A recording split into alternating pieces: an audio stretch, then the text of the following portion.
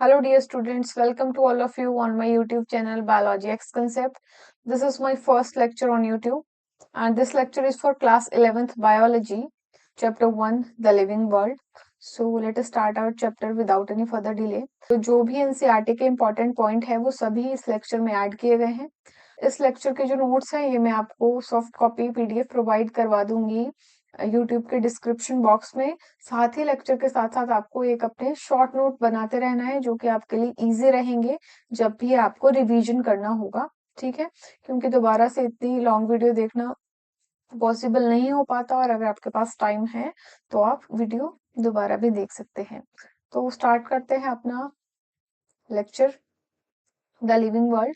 देखिए ये biology class 11th का फर्स्ट चैप्टर है और बहुत ही इजीएस्ट चैप्टर है। एक बेसिक अंडरस्टैंडिंग को जनरेट करने के लिए ये पढ़ना इंपॉर्टेंट है। तो हम सबसे पहले देखते हैं कि एक्चुअल में हम इस चैप्टर में क्या क्या पढ़ने वाले हैं। व्हाट आर लिविंग ऑर्गेनिज्म, ये कंसेप्ट जो है एनसीईआरटी में पहले दिया गया था लेकिन अब ये रिमूव कर दिया गया है। हम इसे भी डिस्कस करेंगे लेकिन लेक्चर के लास्ट में। अभी हमें डिस्कस करना है बायोडाइवर्सिटी के बारे में। ठीक है, डाइवर्सिटी ऑफ लाइफ फॉर्म क्या है, डिफरेंट टेक्सोनॉमिक कैटेगरीज या टेक्सोनॉमिक हायरार्की क्या है, बिनोमियल नोमेनक्लेचर के बारे में डिस्कस करेंगे। ठीक है, तो एनसीईआरटी में आपको सबसे पहले दिया गया है इंट्रोडक्शन वाले पार्ट में अर्स्ट मायर के बारे में। इन्होंने हमें जो है स्पीशीज कंसेप्ट दिया है। ठीक है, और स्पीशीज कंसेप्ट के बारे में भी हम फर्दर डिस्कस करेंगे जब हम टेक्सोनॉमिक हायरार्की पढ़ेंगे। अभी आपको कुछ इंपॉर्टेंट बातें ध्यान रखनी है, जैसे कि इन्हें डार्विन ऑफ 20th सेंचुरी कहा जाता है। ठीक है, इनका जो नियरली 80 ईयर का जो रिसर्च एक्सपीरियंस है वो रहा है एंड इनका जो वर्क स्पेन है वो डिफरेंट फील्ड में रहा है, जैसे ऑर्निथोलॉजी में, टेक्सोनॉमी, जू जियोग्राफी, इवोल्यूशन।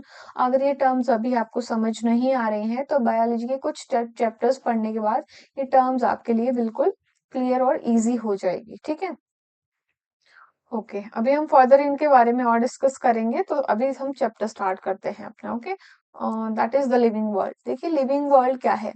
लिविंग वर्ल्ड का जो इंट्रोडक्टरी पार्ट है उसमें हम देखते हैं कि wide range of living types या डाइवर्सिटी हमें देखने को मिलती है।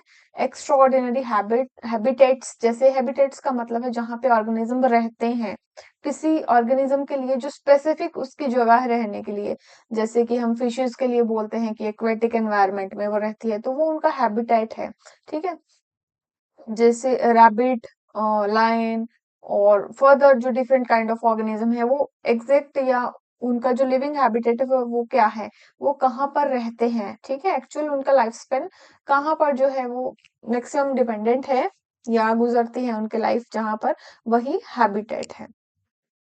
और डिफरेंट टाइप ऑफ हैबिटेट के बारे में बात करेंगे, जैसे कि cold mountain, deciduous forest, oceans, fresh waters, lake etcetera.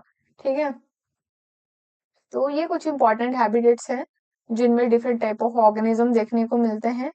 Ecological conflict and cooperation हमें देखने को मिलते हैं पॉपुलेशन के अंदर। देखिए मेनली हमें दो कंसेप्ट यहाँ पर देखने को मिलते हैं, जैसे कि अगर हम बात करें बायोटिक एंड एबायोटिक। ठीक है, तो हम यहाँ पर क्या देखते हैं कि बायोटिक और एबायोटिक जो कंपोनेंट है इनके बीच की इंटरेक्शन हमें देखने को मिलती है, लिविंग और नॉन लिविंग ऑर्गेनिज्म के बीच की इंटरेक्शन। इसे कुछ इस तरह से समझ सकते हैं कि लिविंग वर्ल्ड में हम देखते हैं हैबिटेट, हैबिटेट यानी जहाँ पर ऑर्गेनिजम्स रहते हैं, जैसे कि अलग अलग जगह जहाँ पर डिफरेंट डिफरेंट ऑर्गेनिज्म देखने को मिलता है, जैसे कि deserts, lakes, forest, oceans, hot springs.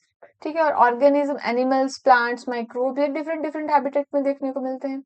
तो यहाँ से क्वेश्चन अराइज होता है कि एक्चुअल में लिविंग है क्या और पर्पस ऑफ लाइफ क्या है।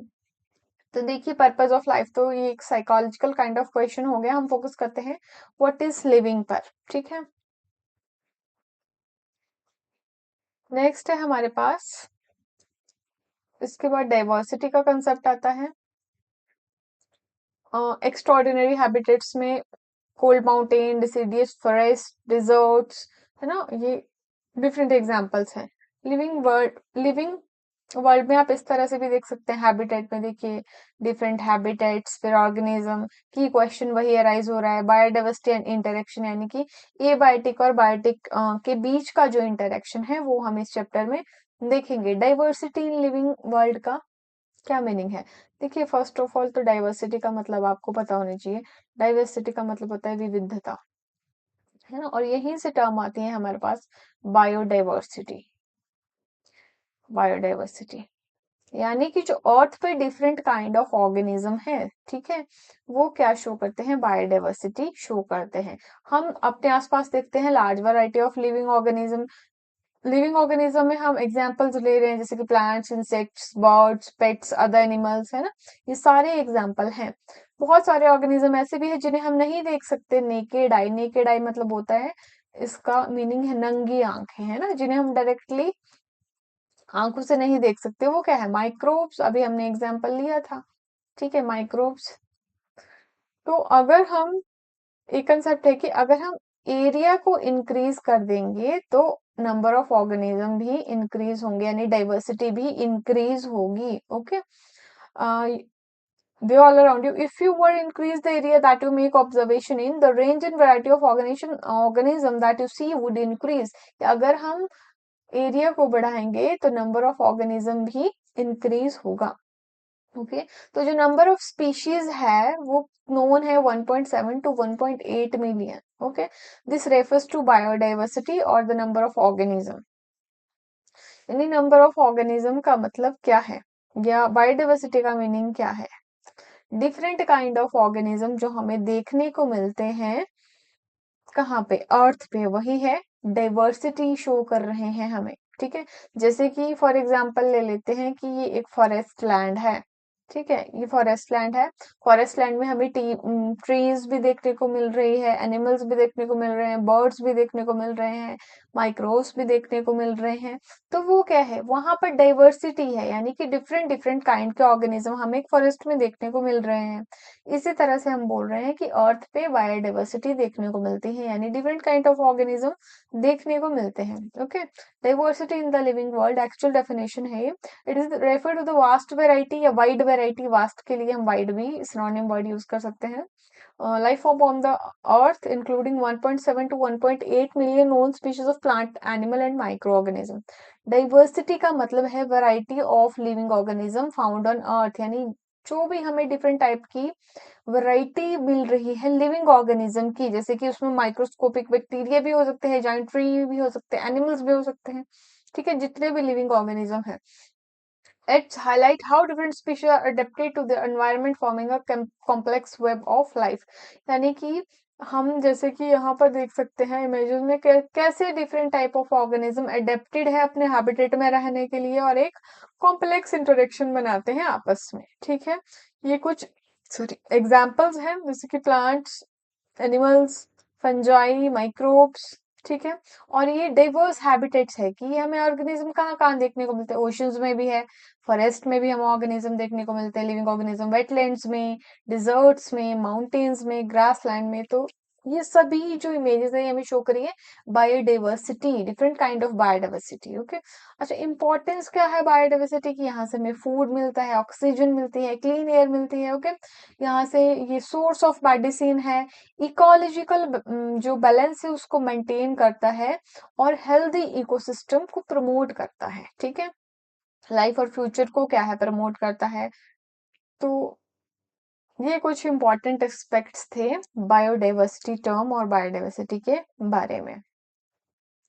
Diversity in the living world में कुछ टर्म्स आपको देखने को मिलेगी जैसे कि biology, identification, classification, evolutionary relationship. Okay, तो इनके बारे में देखें तो बायोलॉजी क्या है, study of different life forms. ठीक है, डिफरेंट लाइफ फॉर्म्स या लिविंग ऑर्गेनिज्म के बारे में हम जो स्टडी करते हैं। Next, what is identification. देखिए, ये टर्म हम अभी एलैबोरेटिव वे में फर्दर लेक्चर में पढ़ेंगे, ये जस्ट एक प्रीव्यू है कि इन टर्म्स के बारे में हमें फर्दर स्टडी करनी है। आइडेंटिफिकेशन यानी हम आइडेंटिफाई कर रहे हैं ऑर्गेनिज्म को। ठीक है, क्लासिफाई यानी हमें ग्रुपिंग करनी है, कैटेगराइजेशन करनी है ऑर्गेनिज्म की। इवोल्यूशनरी यानी कि हमें कॉमन एंसेस्ट्री देखनी है, एंसेस्ट्रल हिस्ट्री क्या है। ठीक है, नेक्स्ट है examples of living organisms. Okay, जैसे कि potted plants, insects, birds, pets, other animals. Now the main chapter started. From there, biology. What is biology? That biology is the science of life form and living processes. यानी हम different life forms के बारे में जहाँ पर study करते हैं. Father of science है एरिस्टोटल. जो टर्म बायोलॉजी है वो ग्रीक वर्ड से ली गई है जिसका मीनिंग है bios means life and logos means study. Okay, term biology जो दी थी लेमार्क ने एंड रेवेनस ने. Hope you all are understanding the lecture. ठीक है, अगर आपको कोई भी पॉइंट या कोई बात समझ नहीं आ रही है तो आप लेक्चर को रिवर्स करके दोबारा से देख सकते हैं. ये देखिए, वर्ड ओरिजिन ओवरव्यू, यानी बायोलॉजी टर्म का ओरिजिन हुआ कहाँ से है. फ्रॉम ग्रीक वर्ड, जहाँ की बायो मीनिंग है लाइफ, लोगोस मीनिंग है स्टडी. तो बायोलॉजी में हम क्या है, स्टडी ऑफ लाइफ के बारे में देखते हैं, डिफरेंट ऑर्गेनिज्म की लाइफ के बारे में. Then botany. देखिए, बायोलॉजी की ही ब्रांचेस आ जाती है, बॉटनी एंड जूलॉजी. यहाँ पे हम इनको डिस्कस करते हैं. बॉटनी या इधर देख लेते हैं कि बायोलॉजी स्टडी ऑफ लाइफ है. बायोलॉजी की ब्रांचेस है botany, zoology and some other branches. देखिए, ये मैंने एक एनसीईआरटी में दिया नहीं गया है, ये मैंने एडिशनल ऐड किया है ताकि आपको एक एडिशनल जो वेटेज है नॉलेज की वो मिल सके.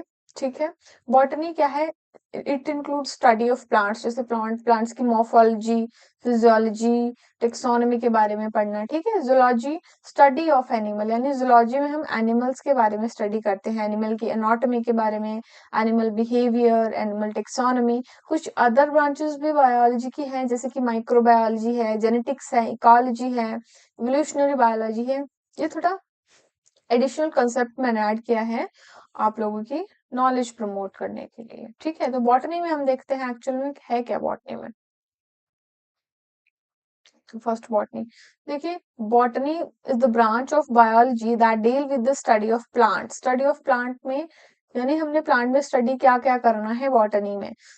प्लांट की स्ट्रक्चर के बारे में, ग्रोथ के बारे में, रिप्रोडक्टिव पैटर्न के बारे में, अच्छा मेटाबॉलिज्म कैसा है, क्लासिफिकेशन कैसी है, इंटरेक्शन कैसा है प्लांट के एनवायरनमेंट के साथ. ये सभी जो एस्पेक्ट्स है वो बॉटनी में हम स्टडी करते हैं. Okay, word origin. बॉटनी है ग्रीक वर्ड से ओरिजिन हुआ है, बुटानी से. ठीक है, और बुटानी का मीनिंग है ग्रास, हर्ब्स और प्लांट्स. ये वो फील्ड है जो बोटेनी के अंडर हम स्पेसिफिकली स्टडी करते हैं, जैसे कि plants anatomy, photosynthesis, plant classification, plant breeding, ecology of plants, ये हम स्टडी करते हैं बॉटनी के अंदर. देन आता है हमारे पास जूलॉजी. सिंपली आपको याद रखना है कि द स्टडी ऑफ एनिमल्स, इसलिए मैंने इमेजेस एड की है स्लाइड्स में ताकि आप इजिली इसको याद रख सकते हैं. Zoology is the branch of biology that focuses on the study of animal, including their structure, behavior, physiology, classification, development, and interaction with the environment. Okay, and zoology word come from the Greek word zoon, and zoon means animal, and logia logos means study. Okay, और हम zoology के under क्या क्या study करते हैं, animal का behaviour, classification, physiology. Okay, different aspects. Simple. Then हम shift करते हैं नॉमेनक्लेचर पे. नॉमेनक्लेचर क्या है, देखिए इंपॉर्टेंट एस्पेक्ट है नॉमेनक्लेचर, और अगर कॉम्पिटिटिव एग्जाम में क्वेश्चन बनते हैं तो यहाँ से बनने के चांसेस हैं. नॉमेनक्लेचर एक्चुअल में है नेमिंग ऑफ ऑर्गेनिज्म, एक ऐसा सिस्टम जिसमें हम साइंटिफिकली जो ऑर्गेनिजम्स हैं उनको क्या करते हैं, यूनिवर्सल नेम प्रोवाइड करते हैं.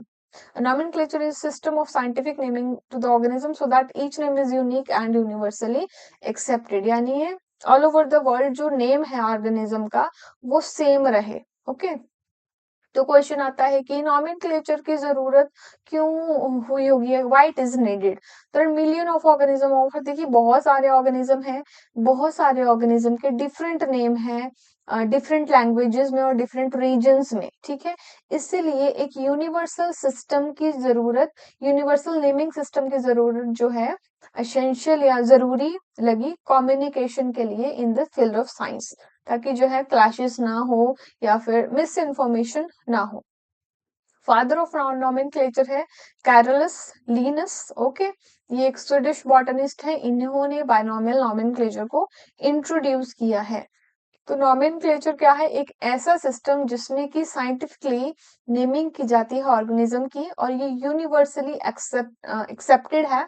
ओके, और ये क्या हेल्प करता है ताकि कंफ्यूजन ना हो डिफरेंट लोकल नेम्स का।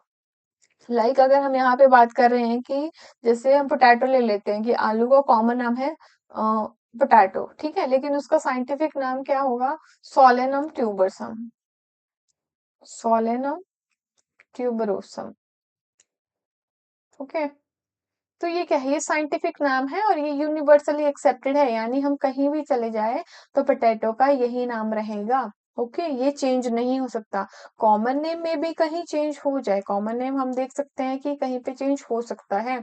Okay, depending on the region, language, लेकिन जो साइंटिफिक नाम है वो यूनिवर्सली सेम ही रहेगा। इसलिए जो साइंटिफिक नेमिंग है इसको यूज किया जाता है और एक्सेप्ट भी किया गया है in the field of science. Okay, हम अब इसके बारे में आगे फर्दर स्टडी करेंगे। Okay, importance of nomenclature. Importance क्या है? Universal language for all scientist. Okay, universal language है सभी साइंटिस्ट के लिए। एक्यूरेट आइडेंटिफिकेशन, यानी ऑर्गेनिज्म को आइडेंटिफाई करने में हेल्प करती है। कंफ्यूजन क्रिएट ना हो, ठीक है, इसके लिए हेल्पफुल है। इवोल्यूशनरी रिलेशनशिप्स हम देख सकते हैं। अच्छा, किस तरह से देख सकते हैं वो आगे हम टेक्सोनॉमी के कंसेप्ट में देखेंगे।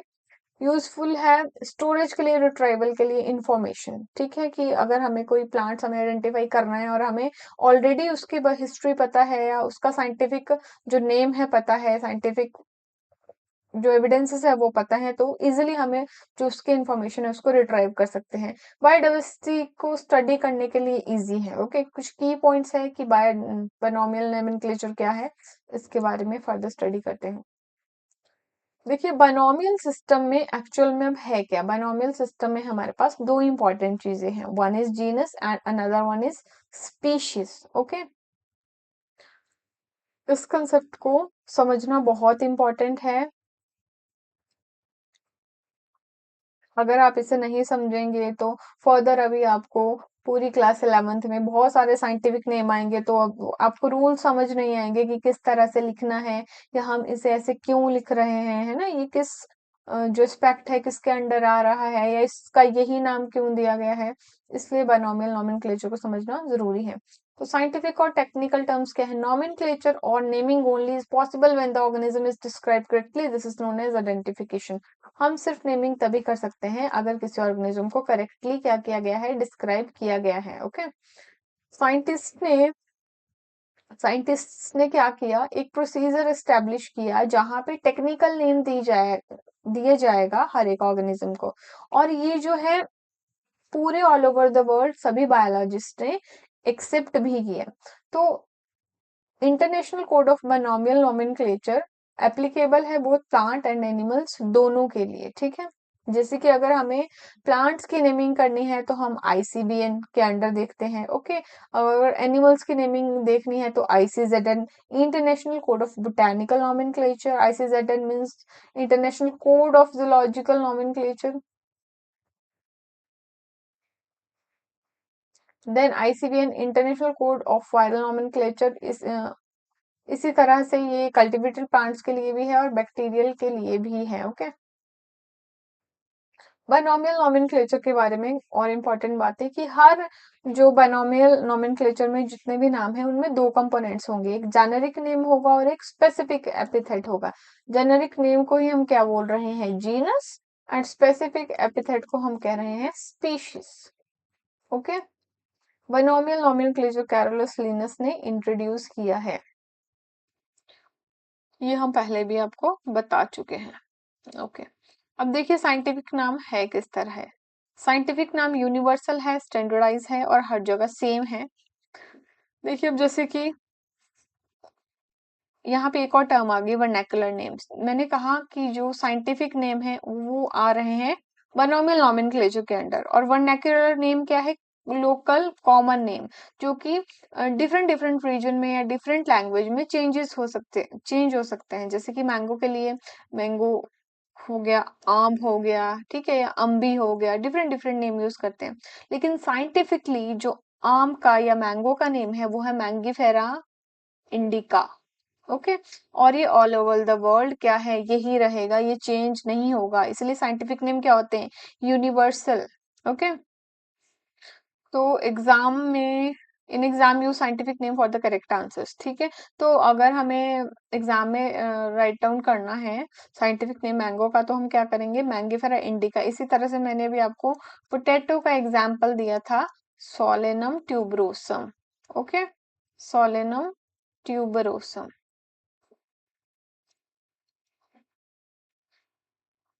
अब हमारे पास कुछ रूल्स आते हैं। ये देखिए, वर्नाकुलर नेम क्या है, million of plant and animal in the world, human known the plant and animal in their own area by the local name. यानी कि वर्नाकुलर नेम सिंपली आपने याद रखना है कि ये लोकल नेम है, कॉमन नेम है, और ये चेंज भी हो सकते हैं अकॉर्डिंग टू द रीजन और according to the language using by the people. Okay, लोग वहां के कैसे लैंग्वेज यूज कर रहे हैं।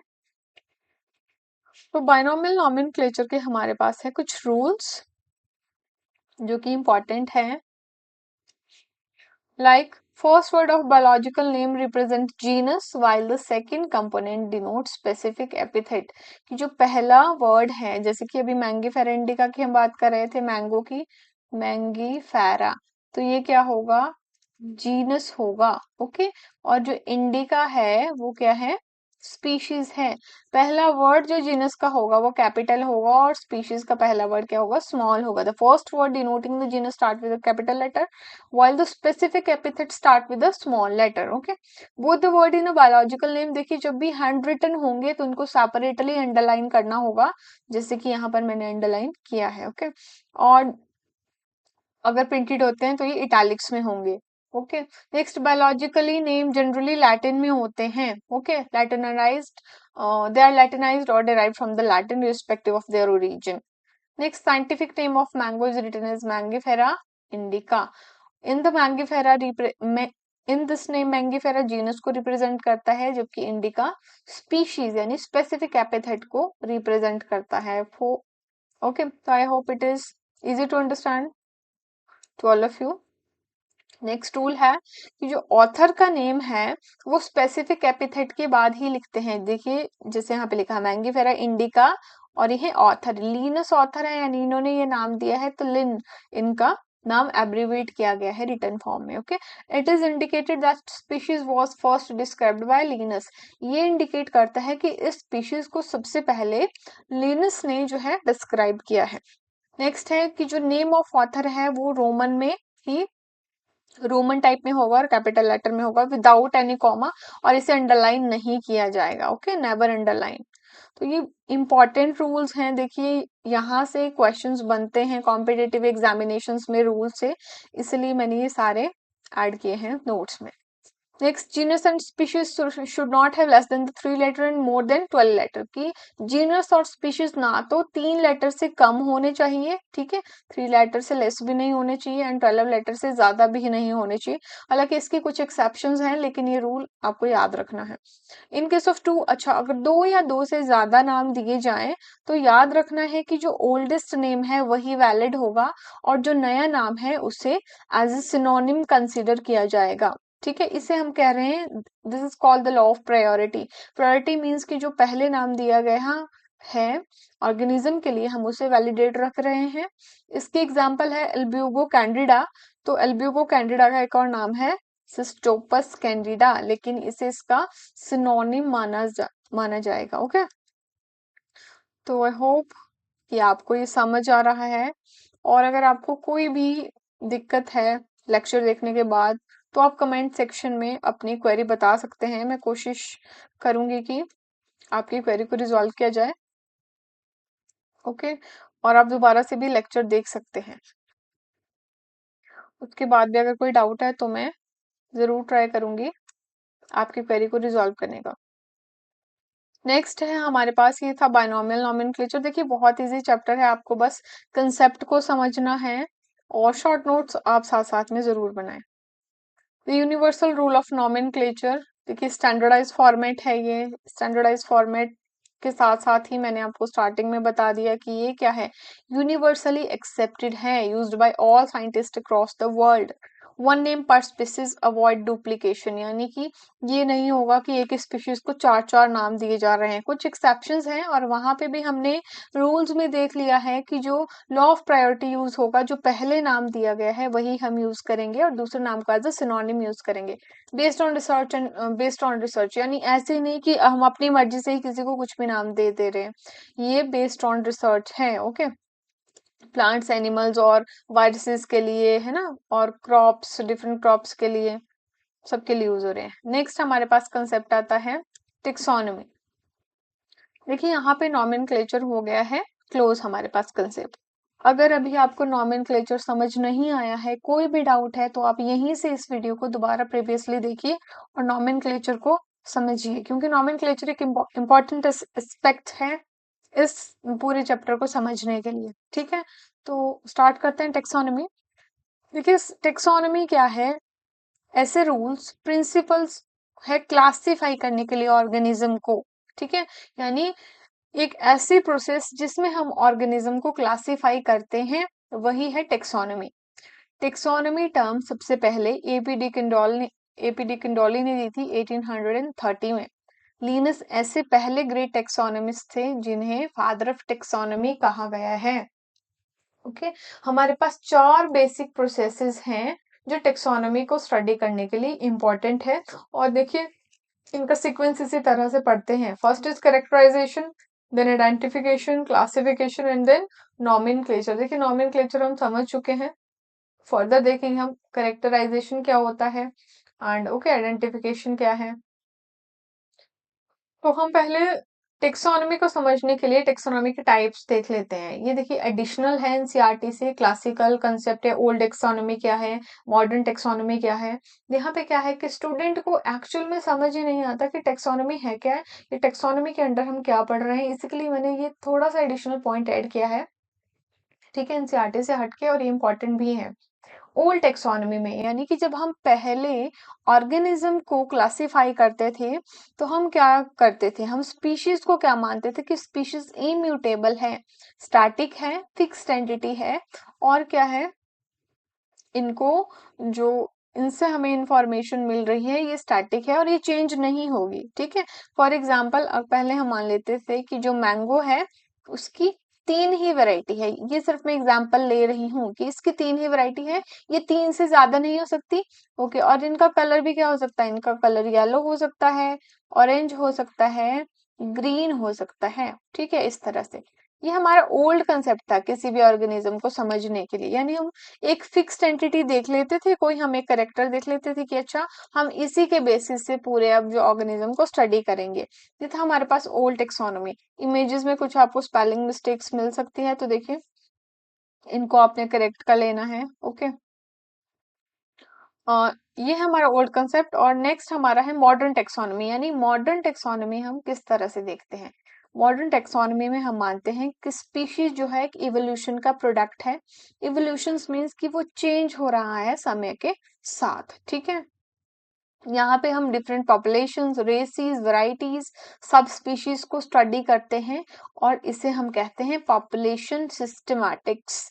यानी हम बहुत सारे ट्रेट्स देखेंगे, कैरेक्टर्स देखेंगे, फिर हम वैरायटीज देखेंगे, हम उस स्पीशीज की सब स्पीशीज, अच्छा इस तरह से और क्या क्या स्पीशीज हैं, जैसे हमने मैंगो में ही देख लिया, अच्छा ये डिफरेंट सब स्पीशीज मिल रही है हमें इसकी, तो उसे हम फर्दर स्टडी करेंगे। ठीक है, जबकि हम ओल्ड टेक्सोनोमी में इस या क्लासिकल टेक्सोनोमी जो कंसेप्ट था वहां पे हम ऐसा कुछ भी स्टडी नहीं कर रहे थे। तो टाइप ऑफ टेक्सोनोमी हमारे पास है एक छोटा सा extra concept type of taxonomy का, जिसमें कि alpha taxonomy, beta taxonomy, omega taxonomy देखने को मिलती है। अल्फा टेक्सोनोमी में हम क्या पढ़ते हैं, morphological information of the organism. Okay, visible trait क्या है, ओके प्लांट्स कैसे दिखते हैं, कोई ऑर्गेनिज्म कैसा दिखता है, मॉर्फोलॉजी कैसी है। ठीक है, morphology means the external appearance of the organism की एक्सटर्नल अपीयरेंस कैसी है, वो बाहर से कैसा दिखाई दे रहा है, कि हम अल्फा टेक्सोनोमी के अंडर देखते हैं। फिर है बीटा टेक्सोनोमी। बीटा टेक्सोनोमी में हम देखते हैं साइटोलॉजिकल इंफॉर्मेशन। साइटोलॉजिकल मीन्स जो सेल से रिलेटेड है, क्रोमोसोम से रिलेटेड है, कि कितने नंबर ऑफ क्रोमोसोम है, क्रोमोसोम का बिहेवियर कैसा है, पैटर्न कैसा है। ओके, नेक्स्ट है ओमेगा टेक्सोनमी। यहाँ पे हम बायोकेमिकल इंफॉर्मेशन देखते हैं कि मॉलिक्यूलर एनालिसिस करते हैं। ओके, मींस केमिकल एनालिसिस करते हैं ऑर्गेनिजम्स की। ये डिफरेंट कंसेप्ट है। अब हम शिफ्ट करते हैं सिस्टमैटिक्स के ऊपर कि सिस्टमैटिक्स क्या है। देखिए, सिस्टमैटिक्स में हम ऑर्गेनिजम्स के इवोल्यूशनरी रिलेशनशिप को देखते हैं कि ऑर्गेनिज्म इवॉल्व हुआ है तो उसकी इवोल्यूशनरी रिलेशनशिप क्या रही है, वो किन ऑर्गेनिज्म कैसे ऑर्गेनिज्म के साथ पहले पहले इंटरेक्शन में था, ठीक है, या उसके पहले क्या कैरेक्टर्स थे, अब क्या कैरेक्टर्स हैं, पहले की मॉर्फोलॉजी कैसी थी, अब मॉर्फोलॉजी कैसी है, फिजियोलॉजी कैसी थी, ठीक है, इंटरनल कैरेक्टर्स क्या थे, एक्सटर्नल कैरेक्टर क्या थे, ये सारे हम क्या है इवोल्यूशनरी रिलेशनशिप में देखते हैं। एक्चुअल में जो सिस्टमेटिक वर्ड है वो लैटिन वर्ड सिस्टामा से डिराइव हुआ है, जहां पे हम क्या स्टडी करते हैं, सिस्टमैटिक अरेंजमेंट ऑफ ऑर्गेनिज्म। ठीक है, तो सिस्टमैटिक जो वर्ड है वो लैटिन वर्ड सिस्टामा से डिराइव किया गया है। अब आती है हमारे पास टेक्सोनोमिक कैटेगरीज। देखिए, टेक्सोनोमिक कैटेगरीज क्या है, ये एक स्टेप वाइज अरेंजमेंट है हमारे पास टेक्सोनोमिक हायरार्की का। ठीक है, यानी कि यहाँ पे जो कुछ स्टेप्स इन्वॉल्व किए गए हैं। ठीक है, ये जैसे कि देखिए, step ascending arrangement, species, genus, family, order, class, phylum, kingdom. Okay, इस तरह से हम ये डिफरेंट कैटेगरीज के बारे में इसमें स्टडी करेंगे और इसी अरेंजमेंट को हम कह रहे हैं taxonomic hierarchy. Okay, one by one इनको स्टडी करना है और नीट में इनका क्वेश्चन काफी बार रिपीट होता है, जैसे कि इनका असेंडिंग अरेंजमेंट पूछ लेंगे या डिसेंडिंग अरेंजमेंट पूछ लेंगे इनका। ठीक है, पूछ लेंगे कि रियल बेसिक यूनिट कौन सी है, इस तरह से। तो टेक्सॉन क्या है, group of organism with similar characteristics. ऐसे ऑर्गेनिज्म जो सिमिलर कैरेक्टर शो करते हैं वही एक टेक्सॉन में रखे जाते हैं। ठीक है, तो हम टेक्सोनॉमिक कैटेगरीज को वन बाय वन डिस्कस करना शुरू करते हैं। इसका कुछ इंट्रोडक्टरी या हिस्ट्री वाला पार्ट देख लेते हैं कि ये स्टार्ट कहाँ से हुआ है। देखिए, हर एक कैटेगरी, रैंक और टेक्सॉन एक यूनिट है क्लासिफिकेशन की। ठीक है, जैसे कि मैं बोल रही हूँ क्लास, ऑर्डर, जीनस, तो ये क्लासिफिकेशन की यूनिट्स हैं। ठीक है, इसी से मिलके टेक्सोनोमिक हायरार्की बनेगी कंप्लीट। टेक्सोनोमिक टेक्सोन इज क्या है, टेक्सोनोमिक ग्रुप है प्लांट्स का, एनिमल्स का, सिमिलर कैरेक्टर्स जिसमें हम देखते हैं।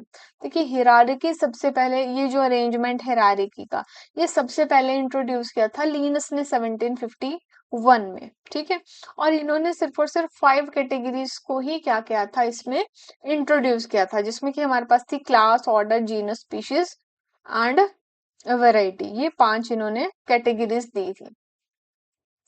लेकिन फर्दर क्या है, later 3 category, kingdom, phylum and family, इन 3 कैटेगरी को ऐड किया गया। ओके, एंड वैरायटी को डिस्कार्ड कर दिया गया।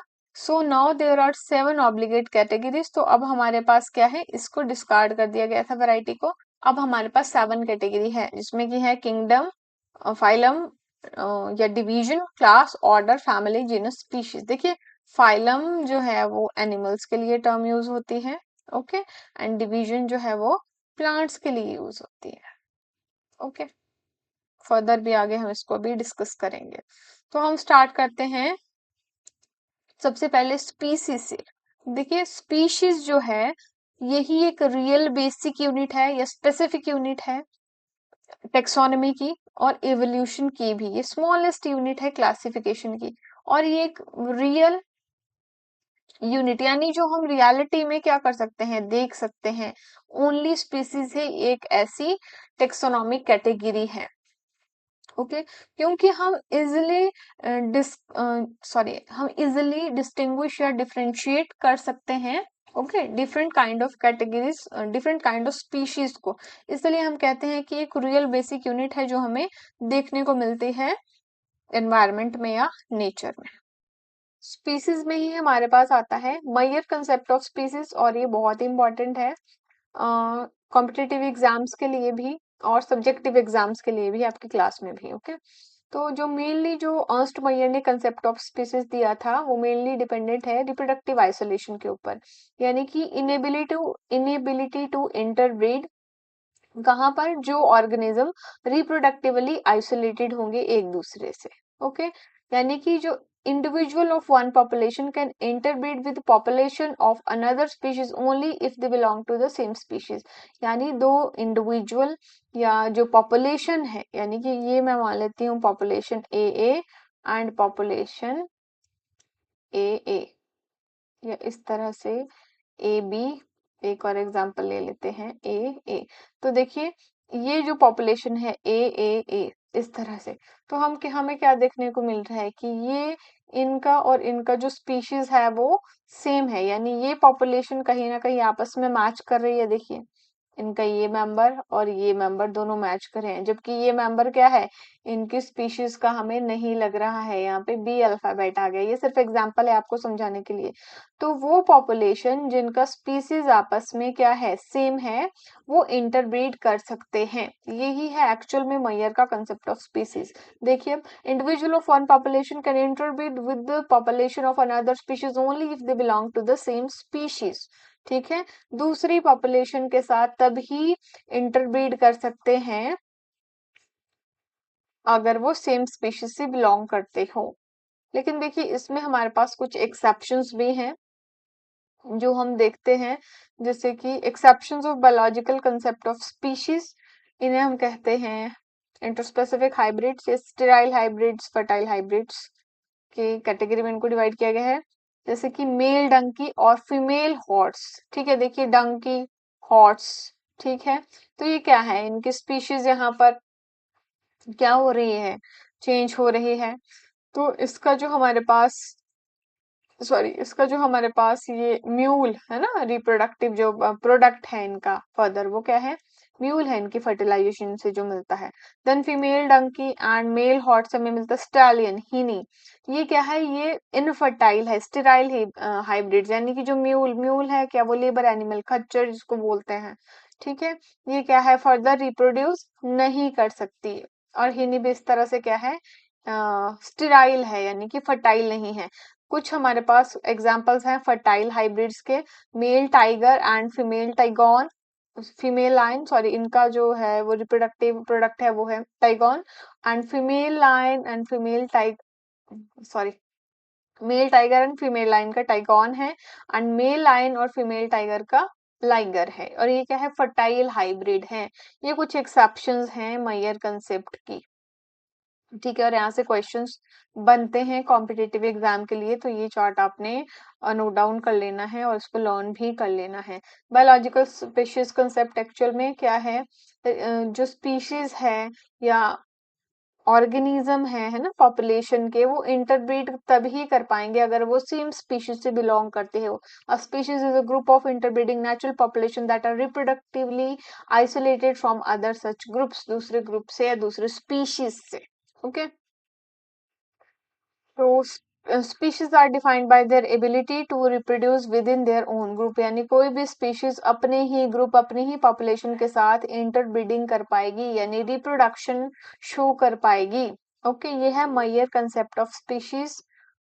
तो ये आपको समझ आ गया होगा। देखिए इसमें कोई भी कंफ्यूजन है तो आप वीडियो को यहीं से रिवर्स करिए और देखिए, मैयर कंसेप्ट ऑफ स्पीशीज को समझिए, ये बहुत ही इंपॉर्टेंट है subjective as well as objective examinations के लिए, यहाँ से क्वेश्चंस बनते हैं। नेक्स्ट है जीनस। जीनस क्या है, it comprises of related species. देखिए डायग्राम इसलिए ऐड किए गए हैं ताकि आप आसानी से इन्हें समझ पाए। देखिए जीनस एंड स्पेसिफिक एपिथेट, यानी जीनस और स्पीशीज से एक पूरा नेम कंप्लीट होता है। जैसे कि मैंगीफेरा में मैंगीफेरा जीनस है और इंडिका स्पीशीज है। स्पीशीज कंसेप्ट समझ चुके हैं, आई होप कि अभी आपको क्लियर होगा कि इंडिका स्पीशीज है, यहाँ पर लियो स्पीशीज है, यहाँ पर ट्यूबरोसम स्पीशीज है। पैंथेरा क्या है, पैंथेरा जीनस है, सोलेनम जीनस है। ओके, तो हर एक जीनस में हमें क्या मिलता है, हर एक जीनस में हमें देखने को मिलता है वन और मोर स्पेसिफिक एपिथेट, यानी एक जीनस में हमें एक से ज्यादा स्पीशीज देखने को मिल सकती है। देखिए एग्जांपल्स मैं आपको इसके बताती हूँ, जैसे सोलेनम। ओके, अभी हमने क्या किया, सोलेनम ट्यूबरोसम ये देखा हमने, पोटैटो का नाम है। इसी तरह से सोलेनम सेम यानी जीनस सेम रहेगा, और हम सोलेनम मैलोजिना, ठीक है, इस तरह से और भी एग्जांपल है, यानी जीनस सेम लेकिन स्पीशीज चेंज हो रही है, ठीक है। Genus is aggregate of closely related species, यानी जीनस में हम क्या देखते हैं कि क्लोजली रिलेटेड स्पीशीज का एग्रीगेशन देखते हैं। फॉर एग्जाम्पल पोटैटो, ब्रिंजल, मकोई are three different species but belong to the same genus, जिसका मैंने एग्जाम्पल भी दिया है कि पोटैटो में जो है जीनस हमारे पास क्या आ रहा है, सोलेनम, लेकिन जो स्पीशीज है वो चेंज हो रही है, तो ये क्या है, सेम जीनस से बिलोंग कर रहे हैं, जबकि स्पीशीज इसमें डिफरेंट है। इसके एग्जांपल हम देख सकते हैं, वेट, इस तरह से देखिए, जैसे जीनस क्या है, एक ग्रुप है जहां पर क्लोजली रिलेटेड स्पीशीज आपस में रहती है। यहाँ देखिए, जैसे जीनस का एग्जांपल हमने लिखा है, genus Panthera, okay, genus Mangifera, genus Solanum. देखिए सोलेनम की स्पेलिंग जो है ये होगी सोलेनम, ओके। और स्पीशीज क्या है, लियो, ठीक है, या मैंगिफेरा में स्पीशीज मैंगो में है इंडिका, ठीक है। नेक्स्ट हमारे पास है फैमिली। फैमिली में क्या है, देखिए अभी हमने देखा कि स्पीशीज हो गया, जीनस में हमने देखा कि क्लोजली रिलेटेड स्पीशीज का ग्रुप है। एक जीनस में क्या है, क्लोजली रिलेटेड स्पीशीज के एग्रीगेट कैरेक्टर्स या एग्रीगेट है ना, एक साथ हम देख सकते हैं एक जीनस में काफी सारे स्पीशीज को। उसी तरह से हम देखेंगे कि फैमिली में क्या है, ग्रुप है रिलेटेड जेनेरा का, यानी एक फैमिली में डिफरेंट जीनस देखने को मिल सकते हैं, ठीक है। अभी आपको एग्जांपल्स के थ्रू समझाऊंगी। जैसे कि एग्जांपल्स में देखते हैं, सोलेनम, पिटूनिया, धतूरा, ये सोलेनेसी फैमिली के अंडर आ रहे हैं, ठीक है। और एग्जांपल्स में हम एनिमल्स में देखें तो पेंथेरा जो फेलिस यानी जो कैट वाली फैमिली है, फेलिडेई है, उनके साथ ही क्लोजली रिलेटेड है। देखिए जैसे कि genera in family Solanaceae, Solanum, Petunia, Datura, ये एक ही फैमिली सोलेनेसी के ही मेंबर हैं, ठीक है। जबकि एनिमल्स में हम देख रहे हैं कि पेंथेरा, ओके, एंड फेलिस यानी कैट वाली, ये सिमिलर फेलिडेई फैमिली से बिलोंग करते हैं, जबकि ये दो अलग अलग जेनेरा है, दो अलग अलग जीनस हैं। और फैमिली कैनिडेई यानी डॉग वाली फैमिली, इनका genus Canis and Vulpes, fox, wolves, जिनको रेड फॉक्स वुल्फ्स भी कहते हैं, ठीक है। ये क्या है, सेम फैमिली कैनिडेई से बिलोंग करते हैं।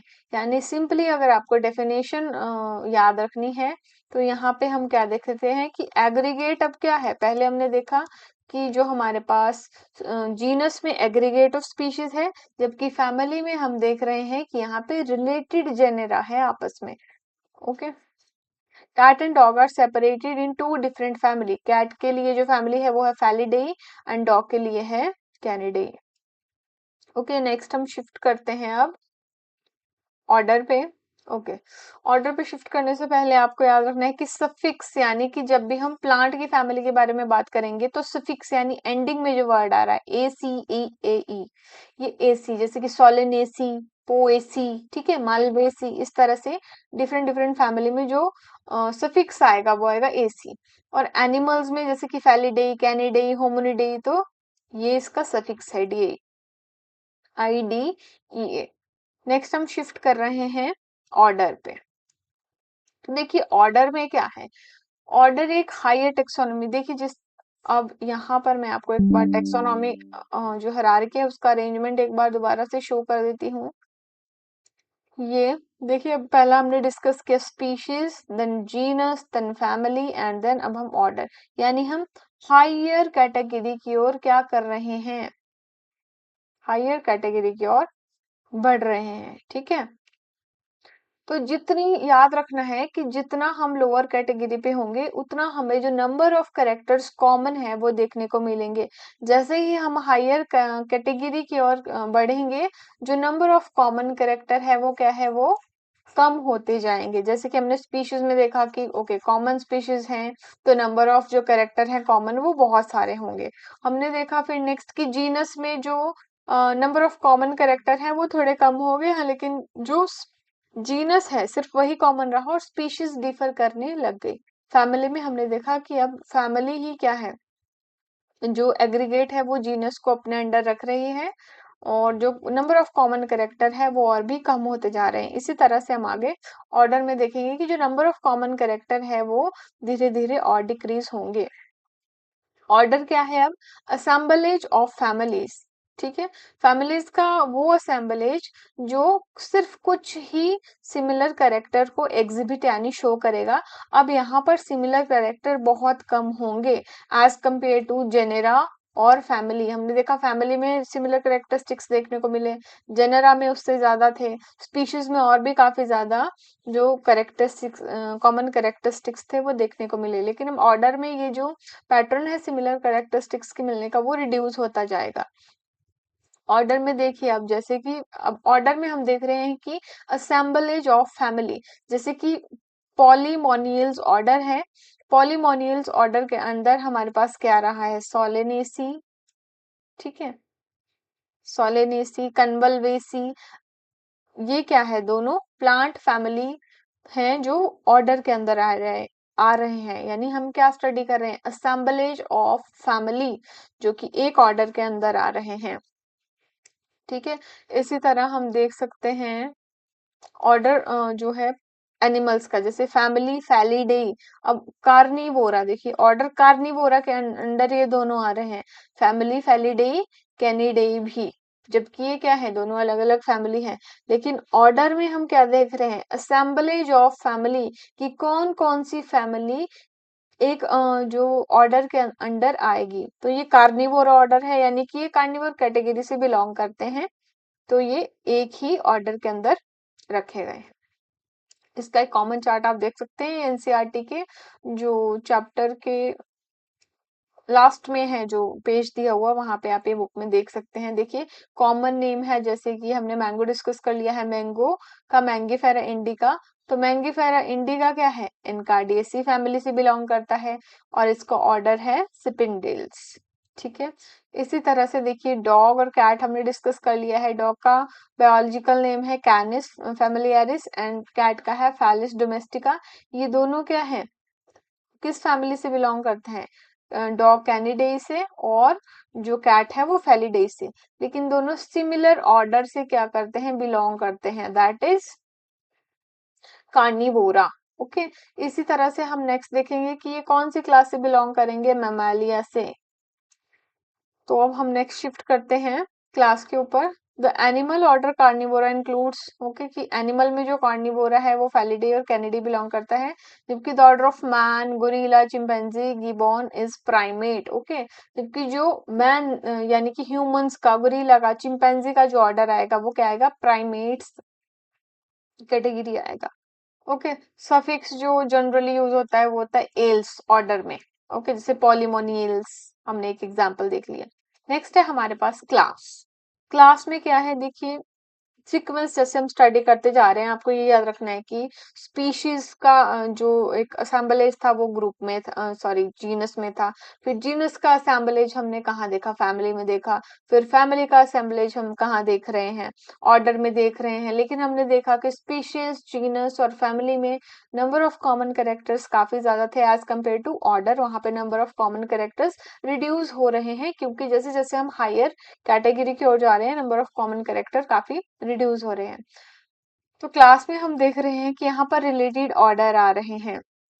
ओके, जैसे कि ऑर्डर प्राइमेट्स के अंदर आ रहे हैं मंकी, गुरीला, जबकि ऑर्डर कार्निवोरा के अंडर आ रहे हैं टाइगर, कैट, डॉग। ओके, इस तरह से class Mammalia has other order also. Class Mammalia में क्या है, और भी बहुत सारे ऑर्डर्स हैं।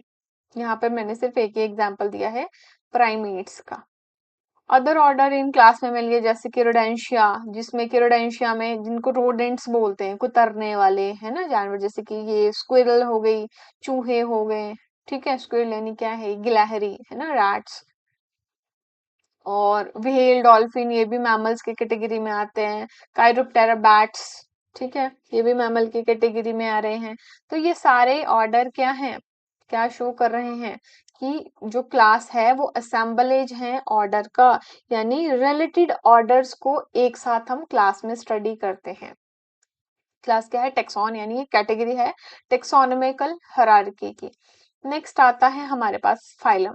देखिए स्टार्टिंग में मैंने बताया था कि फाइलम वर्ड हम एनिमल के लिए यूज करते हैं और जबकि टर्म डिवीजन हम प्लांट्स के लिए यूज करते हैं। Okay, phylum is given by Cuvier in 1829, while the term division is given by Eckler in 1883. And phylum हम use करते हैं animals के लिए term, and division use करते हैं हम plants के लिए। Okay. अब फाइलम में देखेंगे क्या है, फाइलम में क्या है, classes include like animals like amphibian, fishes, birds, reptiles along with mammal. Next higher category known as phylum. ये क्लासेस क्या है, ऑल दिस कैटेगरी, यानी इससे पहले हम स्टडी कर रहे थे क्लासेस, तो जो भी क्लासेस हैं, ठीक है, ये एक फाइलम के अंडर आएंगी। जैसे कि इसका मैं आपको एक चार्ट दिखाती हूँ जहां से आप इजीली समझ पाएंगे। जैसे कि हमने फाइलम लिया कॉर्डेटा, तो कॉर्डेट्स में कौन कौन से ऑर्गेनिज्म आ रहे हैं, जैसे फिशेस आ रही है, पाइसेस कैटेगरी है ना, एम्फीबियंस आ रहे हैं, रिप्टाइल्स आ रहे हैं, बर्ड्स, एव्स आ रहे हैं, मेमलिया आ रहे हैं, ये सभी क्या है, ये सभी कॉर्डेट्स हैं, ठीक है। तो हमने देखा कि जो फाइलम है वो क्या है, classes of the phylum Chordata, कौन कौन सी क्लासेस किस फाइलम के अंडर आएंगी, ठीक है, वो हमने एक फाइलम के अंडर रख ली। सिंपल। ओके, ये एक स्लाइड है कि फाइलम क्यूवियर ने दिया था 1829 में, आन डिवीजन इक्लर ने दिया था 1883 में, और फाइलम एनिमल्स आन डिवीजन प्लांट्स के लिए यूज किया जा रहा है। नेक्स्ट है हमारे पास, फाइलम में इतना ही है। नेक्स्ट है हमारे पास kingdom, one of the highest category and most important category. Highest category है देखिए टेक्सोनॉमिक हायरार्की की, इसमें डिफरेंट वेरियस फाइला असाइन किए जाते हैं। जैसे कि यहाँ पे मैं बता दिखा देती हूँ आपको कि किंगडम एनिमेलिया है ना, the highest category of animal classification में डिफरेंट काइंड ऑफ एनिमल्स देखिए यहाँ पे, बर्ड्स है ना, और ये लायन, एलिफेंट, डिफरेंट जितने भी ऑर्गेनिज्म हो सकते थे ऐड, वो किस कैटेगरी में आ रहे हैं, एनिमल किंगडम एनिमेलिया के अंडर आ रहे हैं, यानी जितने भी एनिमल्स हैं वो इस कैटेगरी में ऐड कर दिए गए हैं। और प्लांट में अगर इसी का एग्जांपल हमने देखना हो तो जितने भी प्लांट की वेरियस डिविजन्स हैं, जैसे कि bryophyta, pteridophyta, gymnosperms, angiosperm, different category जो प्लांट में हो सकती है वो किंगडम प्लांट के अंदर इंक्लूड कर दी गई है, यानी कि ये जो क्या है, हाईएस्ट कैटेगरी है। ओके, टेक्सोनोमिक हायरार्की की। Lower the taxa, more the characters that the member with the taxon share. Higher the category, greater the difficulty of determining the relationship to the other taxa at the same level. At the same level, देखिए इसका मतलब है कि जितना lower level पे हम taxa की category है, टेक्सोनॉमिक हायरार्की जो यूनिट है वो स्टडी कर रहे हैं, देखिए अगर हम स्पीशीज को देख रहे हैं तो हमारे लिए बहुत इजी हो जाता है आइडेंटिफाई करना कि ये कौन सी जीनस या किस कैटेगरी का मेंबर है, ठीक है। जैसे कि हमने देख लिया मैंगो, तो अब हम डिफरेंट वैरायटी ऑफ मैंगो देखेंगे तो हम आइडेंटिफाई कर सकते हैं कि ये मैंगो है। लेकिन अगर अब हम सबसे हायर लेवल ऑफ कैटेगरी, ठीक है, में चले जाए, जैसे किंगडम में चले जाए, ठीक है, तो ये बहुत मुश्किल हो जाता है आइडेंटिफाई करना कि ये कौन सी जो ये जो ऑर्गेनिज्म है ये कौन से उससे बिलोंग करता है, ये सेम स्पीशीज है या ये एक ही जीनस के हैं, ठीक है। इस तरह से आइडेंटिफाई करना काफी टफ हो जाता है। ओके, तो यहाँ पे आपका चैप्टर क्लोज हो चुका है। तो अब आप चैप्टर में क्या क्या आंसर्स कर सकते हैं, व्हाट आर लिविंग ऑर्गेनिज्म, अच्छा, यहाँ पे एक कंसेप्ट जो मैंने आपको स्टार्टिंग में बताया था कि एनसीईआरटी से वो डिलीट हो चुका है, लेकिन हम थोड़ा सा उसको डिस्कस कर लेते हैं, देखिए, क्योंकि ये इम्पोर्टेंट है कहीं ना कहीं। ठीक है, तो ये हमारे पास कंसेप्ट है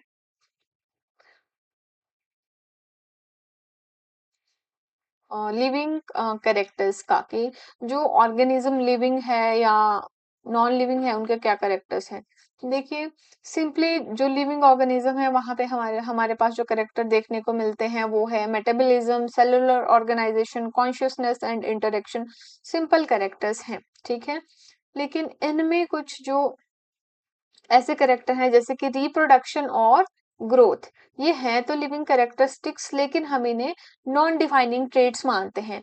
नॉन डिफाइनिंग ट्रेट्स क्यों माना जा रहा है ग्रोथ को और रिप्रोडक्शन को? देखिए, सिंपली कंसेप्ट जो था वो ये था कि एक लिविंग ऑर्गेनिज्म जो है उसके क्या क्या ट्रेट्स हैं या क्या जो डिफाइनिंग कैरेक्टर्स हैं वो क्या है। तो हम सिंपली देखते हैं कि जो डिफाइनिंग कैरेक्टर्स है वो मेटाबॉलिज्म है, इंटरेक्शन है, सेलुलर ऑर्गेनाइजेशन है, कि अगर कोई भी ऑर्गेनिज्म मेटाबॉलिज्म शो कर रहा है तो वो लिविंग है, वो सेल से बना है तो वो लिविंग है, वो रिप्रोड्यूस कर सकता है तो वो लिविंग है, अगर ग्रो कर सकता है ऑर्गेनिज्म तब भी वो लिविंग है ना। इस तरह से बहुत सारे कंटेक्स्ट हमारे पास हैं।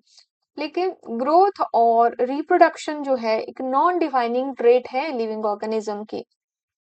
देखिए, ग्रोथ एक नॉन डिफाइनिंग ट्रेट क्यों है? क्वेश्चन अराइज होता है कि why growth is a non defining trait, ये डिफाइनिंग ट्रेट क्यों नहीं है? क्योंकि देखिए, ग्रोथ एग्जाम्पल्स के थ्रू अगर आप समझेंगे तो अगर एक लिविंग ऑर्गेनिज्म ग्रो कर रहा है तो हम देखते हैं कि ओके उसकी हाइट बढ़ रही है ना, या एज भी बढ़ रही है, हाइट बढ़ रही है और different aspects of body grow कर रहा है। ठीक है, अच्छा, नेल्स ग्रो कर रहे हैं, हेयर ग्रो कर रहे हैं, डिफरेंट एस्पेक्ट्स हम ले सकते हैं ग्रोथ के। लेकिन वहीं पे अगर हम एक नॉन लिविंग ऑब्जेक्ट है एबायोटिक फैक्टर में देखें तो हम माउंटेन ले ले, सेंड माउंट्स ले ले, तो वहां पे क्या है, जो नॉन लिविंग ऑब्जेक्ट है जैसे कि माउंटेन्स, वहां पे भी क्या है, accumulation of non living things. ठीक है, वहां पे जो एक्रेशन हो रहा है, एक्सटर्नल जो फैक्टर्स हैं जैसे कि सॉइल्स का, या जो भी माउंटेन्स पे ट्रीज वगैरह है वहीं पर वो डिग्रेड हो रही है और वहीं पर क्या है, एक्यूमुलेट हो जाती है, तो वो एक एक्सट्रिंसिक ग्रोथ शो करता है जिसे कहते हैं एक्रेशन, यानी कि बाहरी ग्रोथ शो करना, इंटरनल ग्रोथ शो ना करना। तो ये तो नॉन लिविंग ऑब्जेक्ट्स में भी देखने को मिल रहा है, इसलिए ग्रोथ क्या है, एक डिफाइनिंग कैरेक्टर नहीं है, क्योंकि देखिए ये लिविंग में तो है लेकिन साथ ही ये नॉन लिविंग ऑब्जेक्ट्स में भी हमें देखने को मिल रही है। साथ ही हमारे पास रिप्रोडक्शन जो प्रॉपर्टी है ये लिविंग ऑर्गेनिज्म में देखने को मिलती है। लेकिन हमने एक कंसेप्ट पढ़ा भी, मैयर कंसेप्ट ऑफ स्पीशीज, वहां पर हमने क्या देखा, जो हमारे पास कुछ इंटरस्पेसिफिक जो ब्रीडिंग्स थी जैसे कि रिप्रोडक्टिव जो लास्ट में प्रोडक्ट मिल रहे हैं जैसे हिनी, म्यूल है ना, खच्चर है, हिनी है, और स्टेराइल वर्कर भी है, कुछ इनफर्टाइल ह्यूमन कपल्स हैं, वो रिप्रोड्यूस नहीं कर सकते। ठीक है, और इसी की क्लैरिटी हमें यहाँ से भी नहीं मिलती कि एसेक्सुअल मैथड्स जहाँ पे फंजाई में, एल्गा में, हाइड्रा में, प्लेनेरिया में ये भी रिप्रोडक्शन शो कर रहे हैं। लेकिन यहाँ पे ग्रोथ और रिप्रोडक्शन, इनकी नंबर ऑफ प्रोजेनी का बढ़ना है ना, या ग्रोथ होना, इनके लिए एक सिनोनिमस टर्म ही है। यहाँ पर क्लैरिटी ही नहीं है कि ये ग्रोथ कर रहे हैं या ये रिप्रोड्यूस कर रहे हैं एसेक्सुअल ऑर्गेनिज्म के केस में। और अनदर केसेस जैसे मैंने बताया, वर्कर बी है, इनफर्टाइल ह्यूमन कपल्स है, म्यूल है, ये ग्रोथ जो रिप्रोडक्शन है वो शो ही नहीं करते। इसलिए रिप्रोडक्शन भी क्या है, एक ऐसी प्रॉपर्टी है जो लिविंग और ऑब्वियस ये लिविंग में ही देखने को मिल रही है, लेकिन लिविंग में भी कुछ एक्सेप्शंस हैं जहां पर ये नहीं देखने को मिलती, तो इसीलिए हम इसे क्या है, एक नॉन डिफाइनिंग ट्रेट कह रहे हैं। ठीक है, ये एक छोटा सा कंसेप्ट है जो कि इम्पोर्टेंट है। ये इम्पोर्टेंट था, अब एनसीईआरटी में नहीं है, लेकिन ये मैंने आपको ऐड करवा दिया। ओके, तो अब देखिए कि हम लास्ट में क्या क्या क्वेश्चंस चैप्टर से बनते हैं जिन्हें हम आंसर कर सकते हैं पूरा चैप्टर स्टडी करने के बाद, कि क्या क्या कैरेक्टर्स हैं लिविंग ऑर्गेनिज्म के। देखिए, इसमें वही आंसर्स आएंगे, defining characters, non defining character, concept of metabolism क्या है, मेटाबॉलिज्म के अंदर देखिए क्लास 10th में भी आप पढ़ते हैं कि एनाबॉलिज्म है एंड कैटाबॉलिज्म है, कंस्ट्रक्टिविज्म एंड डिस्ट्रक्टिविज्म है ना, टूटना और बनना। हम ऑर्गेनिज्म को कैसे क्लासिफाई कर सकते हैं, ये नॉन लिविंग ऑर्गेनिज्म है, ऑर्गेनिजम्स लिविंग है, नॉन लिविंग है, इस तरह से। जो टेक्सोनॉमिक हिरार्की है उसका अरेंजमेंट, ठीक है, असेंडिंग डिसेंडिंग, कैसे हम एग्रीगेट कैरेक्टर्स को एक साथ रखते हैं। एंड रियल बेसिक यूनिट हमारे पास स्पीशीज है, वो लोअर कैटेगरी है, हम उसे नेचर में ऑब्जर्व कर सकते हैं, ठीक है, इस तरह से। एंड बायनोमियल नोमेनक्लेचर जो कैरोलस लिनस ने हमें दिया है, ठीक है। देन बायोडाइवर्सिटी क्या है, स्पीशीज को नेम कैसे दिया जाता है, और टेक्सोनॉमिक एड्स ये भी सिलेबस से अब डिलीट हो चुके हैं, ठीक है, तो ये हमने नहीं किया है। एंड ग्रोथ और रिप्रोडक्शन डिफरेंस क्या है दोनों के बीच का, ये भी हमने, ये रिड्यूस हो गया सिलेबस से। एंड टेक्सोनॉमी इम्पोर्टेंट क्यों है, ये सब हम स्टडी कर चुके हैं।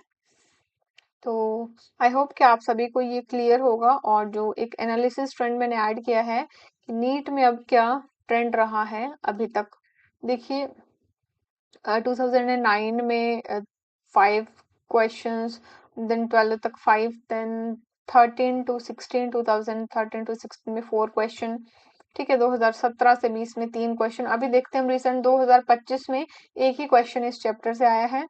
तो अभी जो इसका ट्रेंड है वो डिक्रीजिंग में ही है। 26 का मैंने एग्जाम अभी देखा नहीं है, ठीक है, कि क्या रहता है ट्रेंड, लेकिन जो भी इंपॉर्टेंट पॉइंट्स बनते हैं वो मैंने ऐड कर दिए हैं इस चैप्टर से। तो आपने ये अच्छे से स्टडी करना है। और अगर आपको ये जो वीडियो है वो इंफॉर्मेटिव लग रही है तो आप इस चैनल को सब्सक्राइब कर सकते हैं। नोट्स मैंने आपको स्टार्टिंग में बता दिया था, यूट्यूब के डिस्क्रिप्शन बॉक्स में मैं इसकी पीडीएफ ऐड करवा दूंगी। This is all about the living world chapter. If you find this video helpful, so please let's subscribe my YouTube channel Biology X Concept for more upcoming videos on biology. And if there is any doubt regarding the chapter on any point, let me know in the comment section. I will surely try to resolve your query. And thanks for watching my video. Please do subscribe for more upcoming content.